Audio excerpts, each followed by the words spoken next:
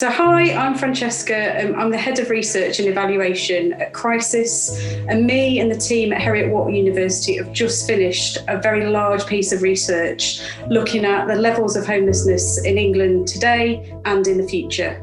And what the research tells us is that on any given night in England, there are more than 200,000 families and individuals experiencing the worst forms of homelessness. This isn't just rough sleeping, but it's also people who are living in unsuitable temporary accommodation, such as bed and breakfasts.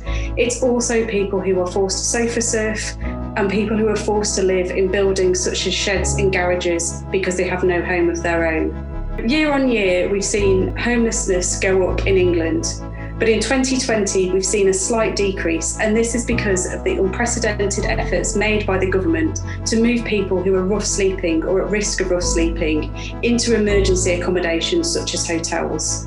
But what we know from our research is that homelessness is going to go up in the future because of the impact of the pandemic and people losing their jobs and not being able to afford their rent. By 2031, homelessness is set to increase by 22% if things stay as they are.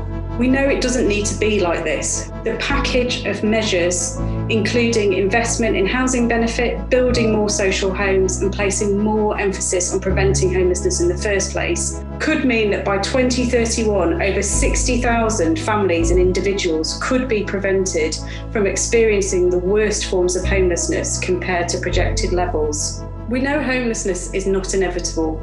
We can take action now and we can put the right solutions in place to ensure that everybody has a place to call home.